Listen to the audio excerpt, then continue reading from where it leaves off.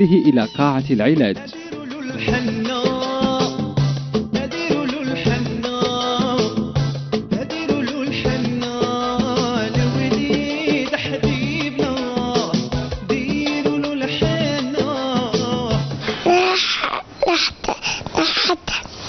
وليدي تيكا صغيرة تيكا صغيرة ما توجعش. واسمك؟ وسام. حسام واش جيت دير اليوم؟ واش دابا راح يديروا لك اليوم؟ تكا خاف تكا؟ خاف صح هي ما توجعش ما تخافش بزاف. توجع. حوايجك عجبوك الحوايج؟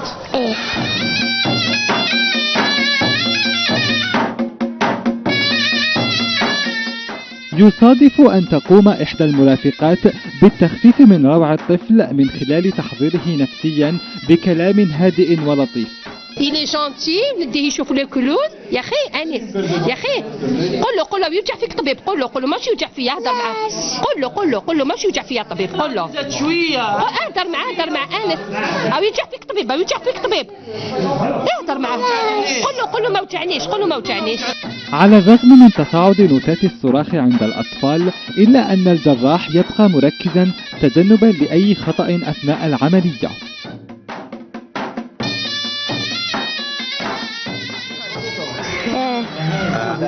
وجعك ولا ما وجعكش؟ وجعتني. ما بكيتش انت اليوم؟ راك شاطر. لعل أطرف ما نصادفه داخل قاعات العلاج هي صرخات الأطفال وبكاؤهم بصوت مرتفع والذي يمتزج على شكل سيمفونية من الكلام الغير مفهوم.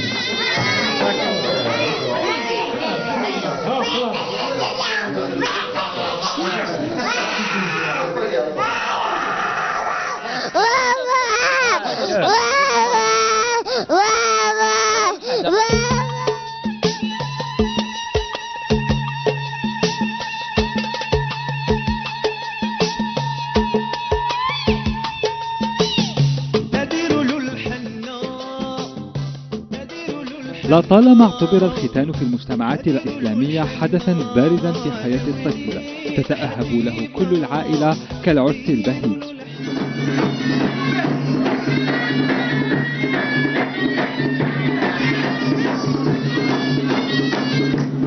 جينا ختان نطهروا الولاد ان شاء الله.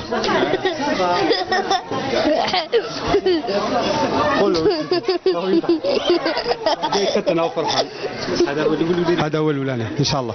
هذا هو الولاني. بون جينا نحضروا كما نقولوا حنا الحفل تاع ختان تاع الاطفال تاع اولادنا اللي هو كما نقولوا شرف لينا. داروا حفله شابه ما شاء الله قاموا بالدراري لبسوا لهم داروا لهم الحنه عطاوهم دي كادو ان شاء الله كل عام يعاودوها لنا هكذا للناس المحتاجين ان شاء الله.